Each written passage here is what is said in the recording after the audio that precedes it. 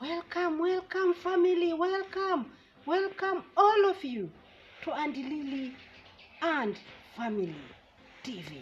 We are going to mentor ourselves, encourage ourselves, empower ourselves on relationships. We are also going to mentor our kids on career development. Welcome. Welcome, family. Welcome to Auntie Lily and the Family TV. We mentor, we empower, we encourage on family values. We base our talks on real life experience. We also mentor the youth in career development. Welcome. Our discussion today, I'm calling it a discussion because it is between myself and yourself. When you comment, other people are going to see, we are going to see, and we are all going to input into the discussion. Today we are going to talk about how soon is too soon to move on after divorce or death of a spouse. And Lily has gone through all those stages. She's been married, she's been divorced, she's moved on, and she's lost a spouse. Today we talk about my own real experience. And there we go. Welcome, family. A lot of people ask, how soon is it soon or too soon to move on after you have been divorced or you've lost a spouse? Through the discussion, we are going to understand there are factors that should be considered before one moves on. For example, why are you moving on? Are you moving on for love? Are you moving on because your spouse left a gap in finances, you want to fill them in? Are you moving on because you're looking for a father to your children? Are you moving on because you're looking to a mother to your children? Are you moving on because the two of you that are moving together really need to love each other?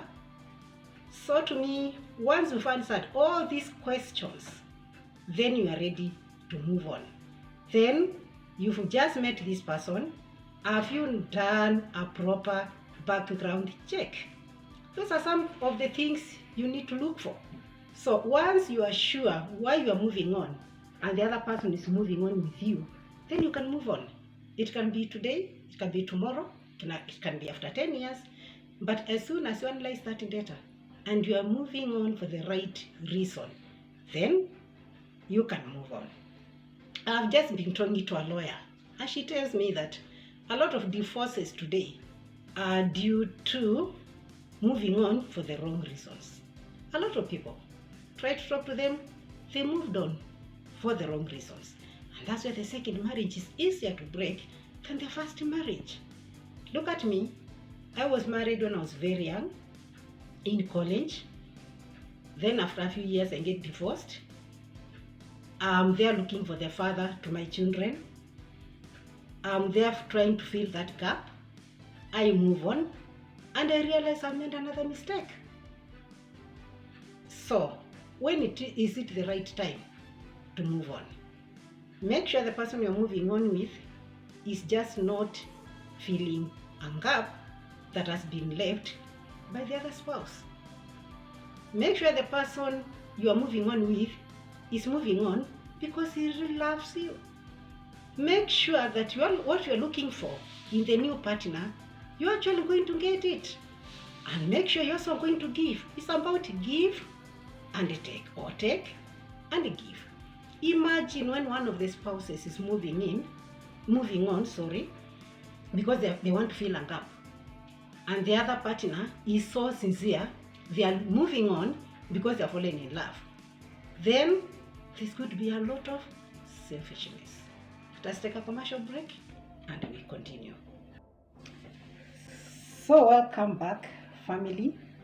We've been talking about some of the things you should consider as you decide to move on. For me, I had children when I decided to move on. The person I'm moving on with also has children. the biggest question was, I didn't do a background check on the values that these children have been taught. How have they been socialized? There are standards that I have set for my children. There are standards that I've set for each one of them. There are the do's and the don'ts in my family. That may not be the do's and the don'ts in the other family. So as you do the background check, should you be moving on with a single parent who has children, there's going to be a very big challenge there, because you are supposed as a person to blend with that family. Your children are supposed to blend with the children of that other person. You're supposed to do the same with your children. But you see, if you don't do a proper background check, then you'll be trying to blend a family that cannot be blended. For example, my children. Let me talk about them because I know them better than anyone else. My children are socialized to differentiate between wants and needs. So when my children want us to budget for something, we first list our needs, then our wants. Even in the list of the needs, we prioritize. There's a need which is a bigger need than another one. Then I blend my family with a family where the other children are taught to get whatever they want. I've seen that before, where a parent can give and give and give regardless, as long as that child has asked for that something. And what is the problem with that now? If you brought those two families, you blend them, and then that other spouse is addressing the wants for his children, because that's how he has socialized them, or she has socialized them. Then here I am telling my children, we have to prioritize our needs. We are speaking different languages. That marriage is not going to last. Because what will happen would be that you are a very bad stepmother, or is a very bad stepfather, just because the children are socialized differently. There's a time when my children should come home. If you don't come home by that time you have set as a family, then you should explain why. My children should not just wake up and get my car keys and then drive off, and I wake up in the morning and the car is not where it was parked last night. There should be communication. My children should ask for the car before they drive off. And if you are coming late, let me know. Then you are blending that family with another family, maybe where the parent, because they were trying to compensate for the loss of their spouse, did everything to please their children. Surely, viewers, it may not work. So as you do your background check, make sure you also study the other family. Study the other family. Try to find out how the other family is socialized. The language in my house every day is, Mom, I need this. Do you think we can afford? That's the approach in my house. Then we discuss. If we cannot afford, then that is all. If we can afford it now, it is okay. If we can afford it now, then we arrange, we discuss, and we agree when we can afford. What about now this other family that's coming in? When you tell that child, maybe I don't have, they start pulling their mouths. Yes, it's not going to be possible. It's not going to be possible. So please do a background check. So it is going to be very impossible to blend two families that cannot be blended, because the children are being socialized differently. You are trying to discipline this child. I've come across a family where one of the parents has taught her children to do their own washing, cleaning. They clean up their bedrooms, they wash their clothes, they iron them. So she wants to blend them with a single father who has only taught his children, that Mama Fua should do everything.